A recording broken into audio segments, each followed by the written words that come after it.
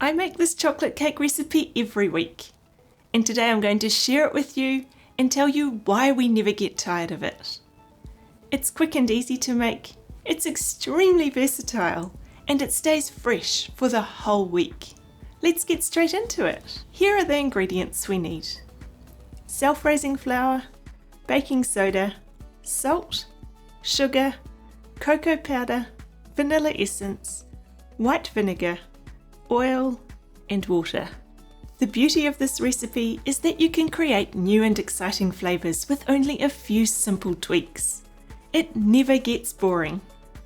Today we'll make the basic recipe and 2 other variations of it, in a cake, a slab, and cupcakes. First, let's prepare a couple of cake tins. These are 7-inch tins, which I find is a nice size. Lightly spray them with a non-stick spray. Then we need to line the bottom with baking paper. The easiest way to do this is to fold a piece of baking paper in half, then fold it in half again. Then fold the folded sides toward the folded sides and repeat once more. You'll end up with a thin little triangle shape. Put the point of the triangle roughly in the centre of the tin and cut off the excess baking paper as close to the edge of the tin as possible. When you unfold it, you'll have an almost perfect circle, custom made to fit the bottom of the tin. It sure beats drawing around the tin and cutting it out, doesn't it? Making the batter for this cake is super quick and easy. Measure out all the dry ingredients into a large bowl. I'm making a double recipe here, 1 for each cake tin. As I said before, this is a very versatile recipe. In this week's newsletter, I've added a whole lot of variations. Make sure you head on over to easypeasy.co, sign up to the newsletter and try out some of the delicious alternatives, like pineapple or coffee, or even a white-looking vanilla mud cake. The versatility of this cake is why I make it every week. Once you have all the dry ingredients in the bowl, give it a good whisk to break up any lumps. You could sift it all into the bowl if you prefer, but I find this works well and it's quick and easy. Then add in the wet ingredients. It doesn't matter which order you add them in. Here's where you can add more variations by switching out the vanilla essence. Check out that newsletter for extra ideas. Give it another good mix around. You want to get it all incorporated with minimal whisking. I always like to run a spatula through it too, just to make sure I haven't missed any floury bits.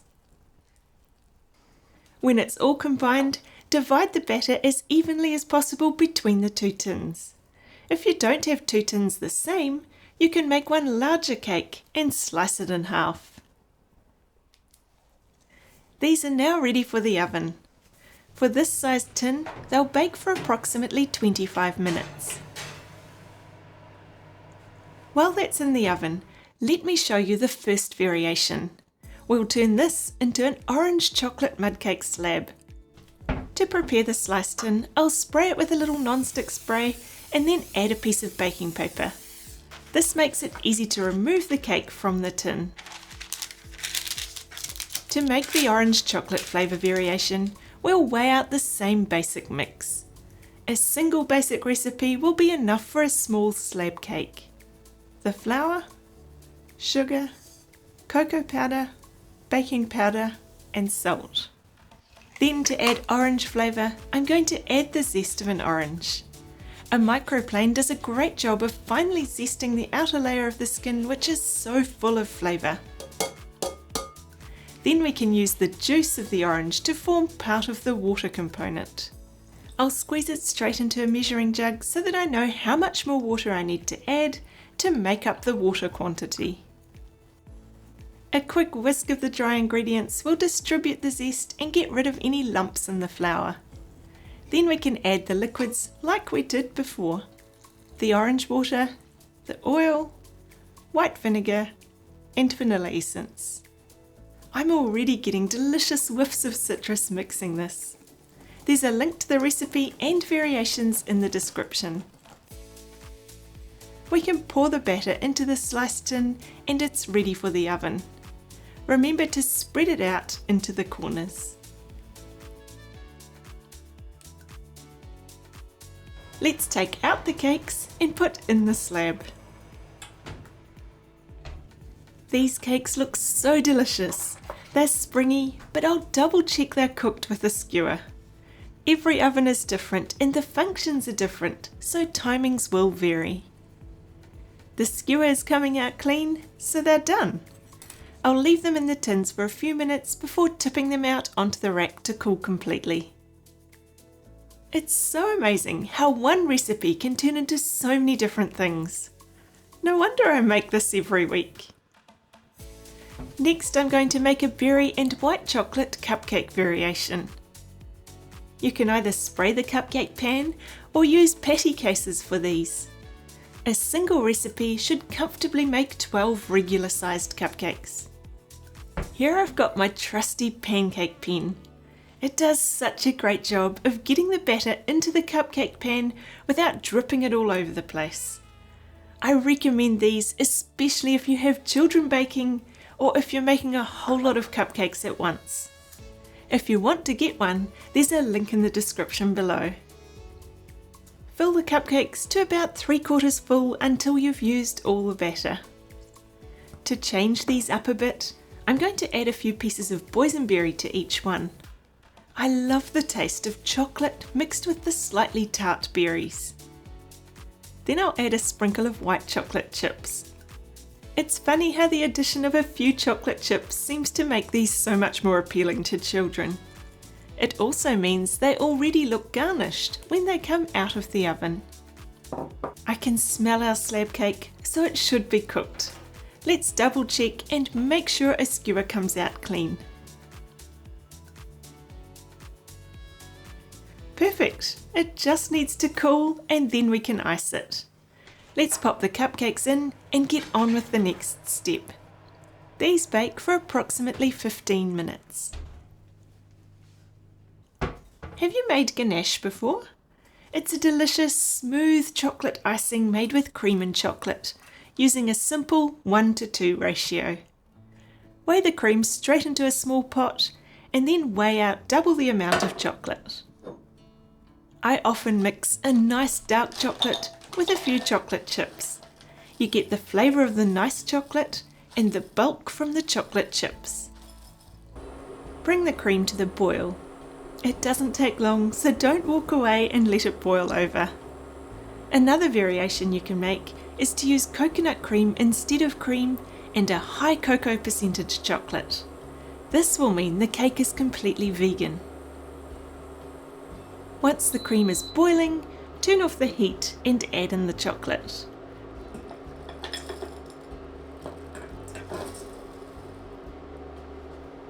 Whisk it until it's nice and smooth and all the chocolate has melted. I usually make ganache the day before I need to use it to give it a chance to set. It's a bit runny to use straight away. Let's check on those cupcakes. Yum! I'm going to put them onto a cooling rack so they don't sweat in the muffin tin. Another way to change up this trusty chocolate mud cake is to add a buttercream icing instead of a ganache.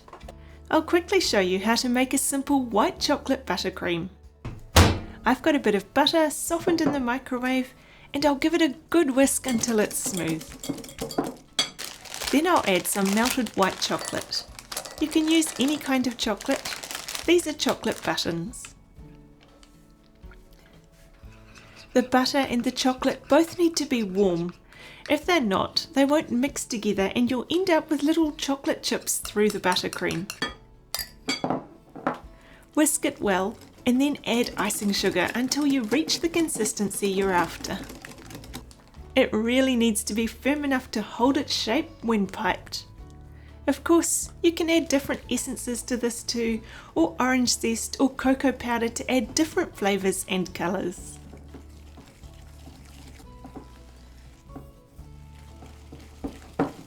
This is probably one of my kids' favourite icings. I'm going to put it into a piping bag ready to use. A piping bag allows you to add a more decorative touch by using a shaped nozzle.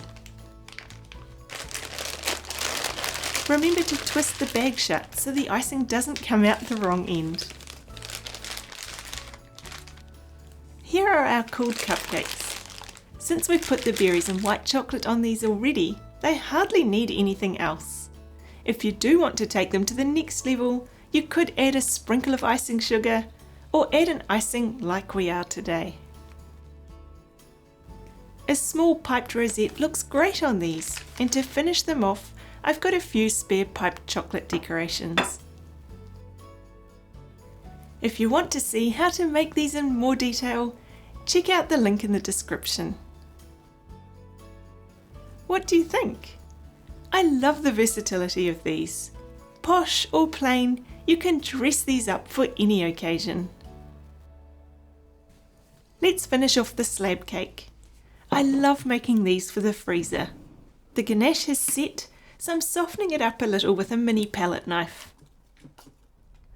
A little lick of icing over the top is all that's needed and gives a great base to write or decorate on. This one is going to get cut and frozen. I usually let the icing set before I cut it, but if you are cutting it straight away, you will need to clean off your knife in between cuts.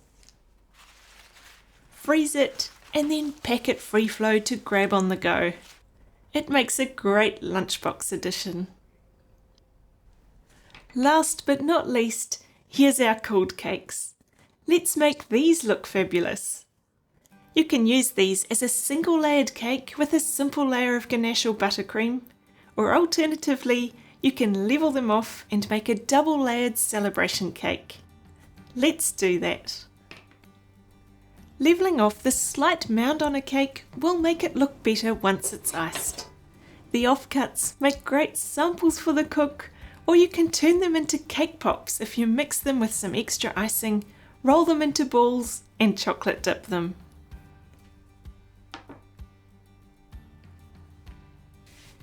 Add a ganache layer to the cut side of the cake, being careful not to touch the cake with the palette knife. If you touch the cake, you could pull up a whole lot of cake crumbs. When I add the second layer of cake, I put the levelled side down and the natural bottom on top. This way it's flatter, less crumbly, and you'll end up with a much nicer finish. I usually start by filling in the gaps around the side where the two layers of cake join together. There's no right or wrong way to do it, but I find this works best for me as I can still put a hand on top to push down and level the cake where necessary. Then I put a generous blob of icing on the top and carefully smooth it over, being careful not to touch the cake with my palette knife and pull up crumbs. I'm going to swap to a longer palette knife to get more coverage. You can fully ice the sides like I'm doing, or you can ice the cake in a semi-naked style. The options are endless. Like I've said so many times in this video, this is such a versatile cake. I'm going to put this onto a tiered plate stand for presentation. If you have time to let this sit in the fridge for about 20 minutes, it makes moving it so much easier. Let's see what we can do to decorate it. I've been to my pantry and out to the garden to see what I could find. I've got some Oreo biscuits, our leftover white chocolate buttercream, some fresh mint tips, nasturtium flowers. Isn't that a gorgeous orange colour? Then I found some dried orange slices and some chocolate garnishes. What can we do with this to up the presentation of our cake? I'm going to start with a few rosettes of buttercream on top. This will give me a base to stick in a few of the other bits and pieces. I'll add a few Oreos, standing them up to create a bit of height. With the orange slices, I'll do much the same thing. Look at the colour contrast they bring. Then I'll add in the flowers. They give a beautiful vibrance and freshness. I planted these a couple of years ago, and each spring they pop up again and give me an abundance of flowers to use on cakes and platters. Sometimes cutting the cookies will also add more depth to the presentation. This flower looks a bit high. I'll tweak it a little and then add the mint. A hint of green on anything suggests freshness and looks great. I have the chocolate decorations to use, but I don't think they'll add anything, so I won't use these today. It just needs something else though. Maybe a few more dots of buttercream. There, what do you think? A versatile recipe with so many options. Which of these will you try first? If you want to see how to make the chocolate decorations I used, check out this video. There are so many amazing things you can do with chocolate. See you over there.